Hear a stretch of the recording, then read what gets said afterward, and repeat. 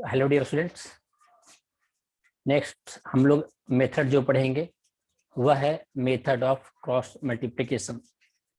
हम लोग pair of linear equation में सबसे स्टार्टिंग में पढ़े थे ग्राफिकल मेथड, फिर अलजेब्रिक मेथड में जब आते हैं तो पहला मेथड है सब्स्टिट्यूशन मेथड, सेकेंड मेथड जो है वह है एलिमिनेशन मेथड।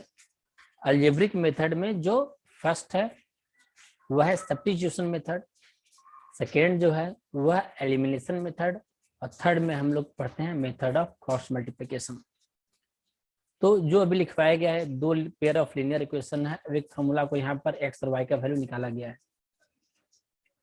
तो हम लोग मेनली एक्स और वाई का वैल्यू जो फाइनली जो फार्मूला जो आ गया एक्स और वाई का यहाँ पर, वहाँ पर हमको हम लोग याद करने के लिए हम सजेस्ट नहीं देंगे, याद करने की जरूरत नहीं है। हम पहले तो इसका हम डिराइव कर लेते हैं कि एक्स वाई कैसे आता है, कहाँ से आता है, और ये डिराइव करने के बाद हम एक ट्रिक बता देंगे, एक तरीका बता देंगे। उसी ट्रिक से आप क्या करेंगे, एक्स और वाई का वैल्यू निकाल लेंगे।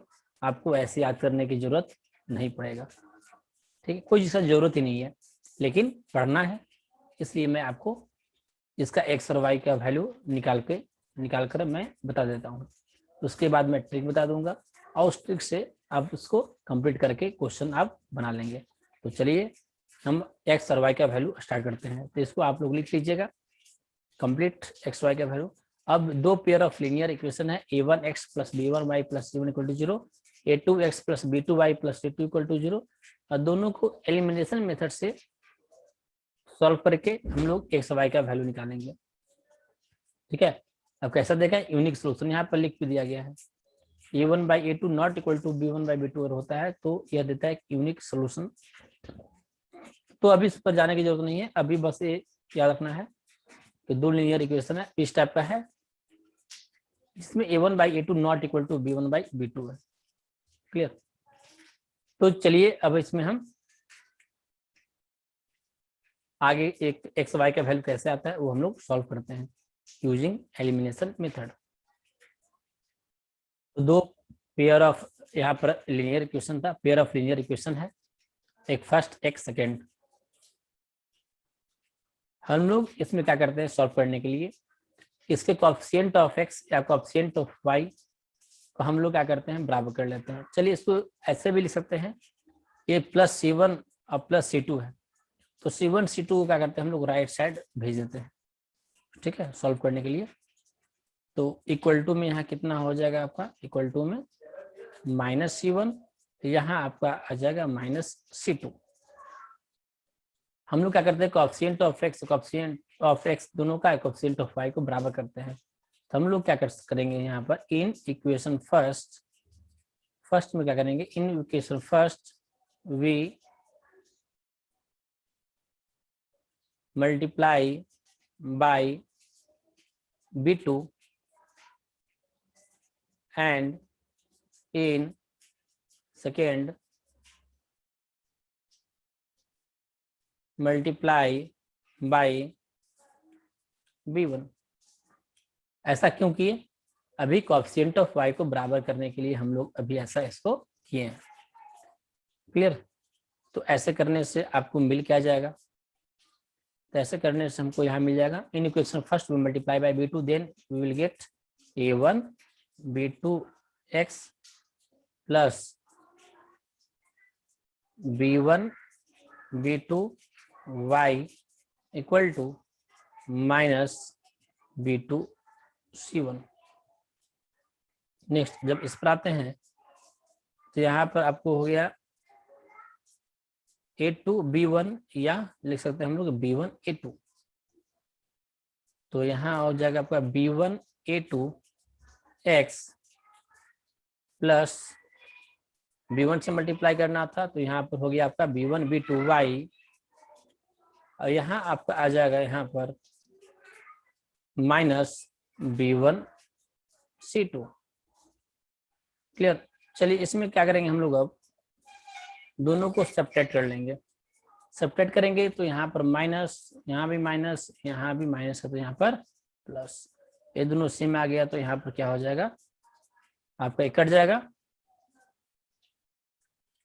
उसके बाद आपको यहाँ पर मिल गया a1b2x minus b1a2x equal two plus है, तो b1c2 माइनस b2c1। अब चलिए ये दोनों में x है, x कॉमन यहाँ पर कर लीजिएगा, तो आपका आ गया यहाँ पर a1b2 minus b1a2 b1c2 minus b2c1। तो x इक्वल टू क्या आ जाएगा आपका b1c2 minus b2c1 divided by a1b2 minus b1a2 या a2b1 में लिख सकते हैं, तो यहाँ पर b1a2। एक बार इसको ध्यान से आप लोग अच्छे से देख लीजिए।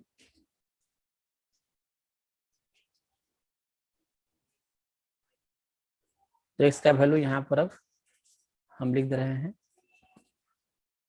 तो x का वैल्यू तो मेरा आ गया ना, x का वैल्यू क्या आ गया यहाँ पर b1c2 माइनस b2c1 यही लाना था, अपॉन में था a1b2 माइनस, देखिए b1a2 है ना, तो इसको हम लोग लिख सकते हैं a2b1 भी लिख सकते हैं, a1b2 ना, मतलब b1a2 या a2b1 मल्टीप्लाई है, इससे कोई दिक्कत नहीं है।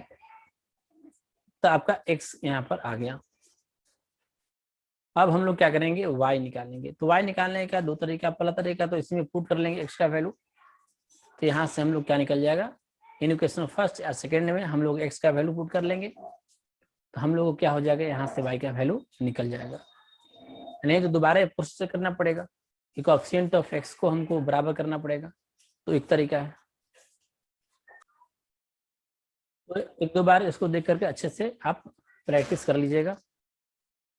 फिर आप नेक्स्ट y का वैल्यू जब निकालना है तो मेन यही प्रोसीजर आप लोग कर लीजिएगा। इसको अगर समझ में आ जाएगा तो आगे का भी आप कर लीजिएगा। तो उसमें क्या करना पड़ेगा, बस इन इक्वेशन फर्स्ट, जो फर्स्ट है तो यहाँ b2 है, तो किससे मल्टीप्लाई कर लेंगे हम लोग, यहाँ से a2 से मल्टीप्लाई कर लेंगे हम लोग, ठीक है। अब यहाँ जब b1 था, जो b1 है वहां किससे मल्टीप्लाई कर लेंगे हम लोग, a1 से, बस यही चीज है। फिर आगे का प्रोसीजर जैसे किया गया था, मल्टीप्लाई किया गया था, अगर आपको समझ में अगर आ गया होगा, फिर तो समझना है, तो आप आगे वाला प्रोसीजर भी कर लीजिएगा। जब ऐसा कर लीजिएगा सॉल्व करके, तो यहाँ क्या हो जाएगा, आपका y का वैल्यू आ जाएगा, ठीक है। तो डायरेक्ट हम लोग क्या करते हैं, यहाँ पर आपका y का वैल्यू लिख देते हैं, यहाँ से आप नोट कर लीजिएगा।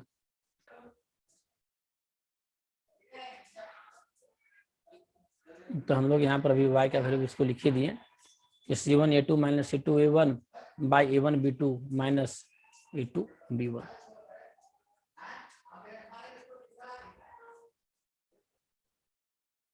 क्लियर। तो आपको x y का वैल्यू ऐसे आ गया। तो क्या बोला गया था, फॉर्मूला इसमें याद करने की जरूरत ऐसा नहीं है, जो मैं ट्रिक बताऊंगा उसी ट्रिक से आप लोग करिएगा।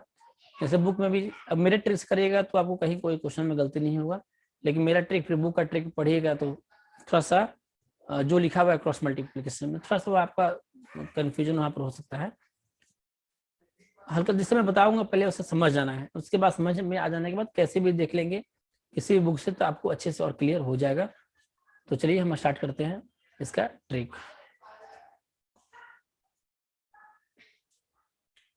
देखिए यहाँ पर दो पेयर ऑफ लीनियर इक्वेशन है, a1x plus b1y plus c1 equal to 0, next है a2x plus b2y plus c2 equal to 0। तब इसमें क्या होता है कि पहला चीज ध्यान देना है, जब इक्वेशन आपको मिले तो ये ध्यान देना है कि ऐसे नहीं लिखा हुआ है कि a1x प्लस b1y, मान लो जो कांस्टेंट टर्म है एक मान लो कि उधर आ गया, अब एक जो है इधर ही रह गया, मतलब सभी को इक्वल टू के सबसे अच्छा तरीका इक्वल टू के सभी को एक साइड ले आइएगा इधर एलएचएस में। ऐसा नहीं कि इक्वल टू को साइड, इक्वल टू को साइड सिर्फ 0 रखिएगा, आप दोनों को एक साइड रख लेना है। इसमें जब क्वेश्चन भी बनाएगा, क्वेश्चन जब दिया रहेगा ये चीज दिमाग में रखना है आपको। अब तरीका में इसमें क्या करना है, इसमें कि सबसे पहले यहाँ पर आप x लिख लेंगे, ध्यान दीजिएगा, इसमें x लिख लेंगे, ठीक है। जब x लिख लेंगे, यही आपको मेथड ऑफ क्रॉस मल्टीप्लिकेशन जो मैं बता दे रहा हूँ, क्रॉस मल्टीप्लाई करके इसको लिख देना है आपको। क्या इसको कौन जो x का जो टर्म है इसको हम इधर लिख ही दे रहे हैं, a1 b1 और यहाँ पर c1, यहाँ पर a2 b2 और यहाँ पर हो गया c2। तो सबसे पहले x लेंगे, तो x में क्या है, a1 और a2 है, तो उसको हटा देंगे। अगर x लिखेंगे तो x का जो कोएफिशिएंट उसको हटा देंगे, उसको कुछ उस पर दिमाग नहीं लगाना है, बाकी अदर पर दिमाग लगाना है। तो बाकी अदर में क्या है, b1 c2 b2 c1। तो एक तरीका बस याद कर लीजिए, इसको ऐसे ही बस मल्टीप्लाई करना, इधर से पहले हमेशा याद रखना, पहले ऐसे, ठीक है, पहले ऐसे करना है, उसके बाद माइनस लगा करके ऐसे मल्टीप्लाई करना है। तरीका समझ आना, यानी कि पहले ऐसे करना है तब ऐसे करना, ऐसे नहीं। जैसे मैं बताया, पहले इस तरीका से जो पिंक कलर का किया गया, उसके बाद वैसे करेंगे मल्टीप्लाई। तो ऐसे मल्टीप्लाई करने से हमेशा ऐसे याद कर लीजिएगा हर एक इसमें। तो b1 c2 minus b2 c1 ऐसे कर देना है। b1 को c2 से मल्टीप्लाई कर देना है, माइनस लगा करके फिर b2 को c1 से कर दिए। इतना हो जाने के बाद फिर इक्वल टू लगा दीजिए। अब y नहीं करिएगा, अब क्या करिएगा, माइनस y, ठीक है, y नहीं, क्या करना है, उसके माइनस y, यही दिमाग में रखना है। जैसे बुक में माइनस y नहीं लगाया तो वहां आपको कभी कंफ्यूजन हो जाएगा, बुक वाला भी लिख देंगे लास्ट में। ये अपना तरीका बता दे रहे हैं ना, कि कहीं आपको कंफ्यूजन इसमें नहीं होगा। तो ये लिखने के बाद क्या कर दिए, यहाँ पर हम माइनस y लगा दिए। चलिए, माइनस y लगाने के बाद क्या करेंगे, अब y के साथ में जो है, y के जो साथ में है, तो y का कोएफिशिएंट कितना है, यहाँ पर इन है b1 b1 और b2। जब b1 b2 है तो ये बचा क्या तुम्हारा, यहाँ पर बच क्या गया, तो a1 c2 और a2 c1। तो क्या बोला गया था कि जो भी आप मल्टीप्लाई करेंगे, मल्टीप्लाई में पहले ऐसे करना है, इस साइड में पहले ऐसे याद करना है, पहले ऐसे, ये हो जाने के बाद फिर ऐसे, ठीक है। तो यहाँ पर आपका कितना आ जाएगा, यहाँ पर आपका आ जाएगा a1 c2 minus a2 c1। a1 को पहले c2 से मल्टीप्लाई कर दिया गया, फिर माइनस करके a2 को c1 से किया गया। फिर आते हैं नेक्स्ट इक्वल टू। अब देखिए आगे एक्स वाई, अब तो जेड तो नहीं ना है, तो जेड नहीं है, कुछ भी नहीं है, तो क्या करेंगे, यहाँ पर हम लोग O1 लिख देंगे कांस्टेंट टर्म का। तो कांस्टेंट टर्म आ गया, तो कांस्टेंट वाला जो है C1 C2 उसको हम लोग अभी हटा लेंगे। उसको हटा के जब क्रॉस मल्टीप्लाई करिएगा तो पहले ऐसे, बताइए, पहले हमेशा ऐसे याद करिएगा, ठीक है ना, उसके बाद फिर ऐसे कर लीजिएगा, उसके बाद ऐसे। तो यहाँ पर कितना हो जाएगा आपका, A1 को B2 से माइनस A2 और B1, एक ही डायरेक्शन जैसे बताया, वैसे याद करने से कभी कंफ्यूजन नहीं होगा, ठीक है। ऐसे लिख दिया गया। चलिए इस चीज को एक बार और नीचे लिख दे रहे हैं, यहाँ पर हम लोग x equal to b1 c2 minus b2 c1 equal to y, minus नहीं लिख करके इससे पहले लिखेंगे y। y अगर लिखते हैं तो क्या होगा, नीचे में साइन चेंज कर देना है, जो नीचे में क्या है उल्टा कर देना, साइन नहीं चेंज उल्टा कर देना है। यानी यहाँ लिख लेंगे हम लोग a2 c1 minus a1 c2। अगर साइन चेंज कर देंगे तो पलट जाएगा ये चीज। तो पहले a2 c1 minus a1 c2, तो बुक में ऐसे लिखा हो गया जो नीचे वाले तरीके से बताया अभी, तो उसे ऊपर से कर देना है, नीचे हमको चेंज कर देना है, equal to a1 b2 minus a2 b1। Clear, यहां तक हो गया होगा सभी को। अब हम लोग क्या करेंगे, इसके बाद इसको जो है पहले इसके बराबर कर देंगे। तो चलिए इसको हम बराबर करते हैं ऊपर में, ऊपर में इसको हम यहाँ पर लिखते हैं, इसलिए लिख देते हैं ताकि कंफ्यूजन इसमें न रहे कि कैसे कैसे क्या क्या हो रहा है, इसलिए हम पूरा डिटेल में लिख दे रहे हैं। तो यहाँ x by B1C2 minus B2C1 equal to, यहाँ पर क्या था आपका A1B2 माइनस A2B1। तो x इक्वल टू क्या हो जाएगा, x इक्वल टू ये ऊपर में चल जाएगा तो आपका हो जाएगा यहाँ पर B1C2 minus B2C1 divided by A1B2 minus A2B1।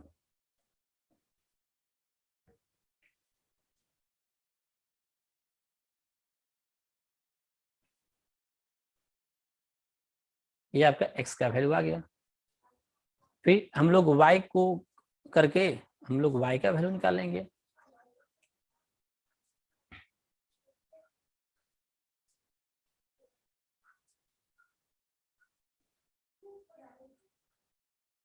चलिए बराबर कर लेंगे, तो क्या बोला गया था, ये माइनस के हटा दिया गया था, इसको चेंज कर देना है बस। तो चलिए इसको चेंज कर लेते हैं, लिख लेते हैं नीचे में। तो क्या लिखना था यहाँ पर, ऐसे चेंज कर देना था, यानी यहाँ A2C1 माइनस A1C2 ऊपर माइनस चेंज कर दिया गया। तो चलिए अब y इक्वल टू, तो y इक्वल टू क्या आ जाएगा आपका, तो y इक्वल टू इसको उधर भेज देंगे A2C1 minus A1C2 by A1B2 minus A2B1।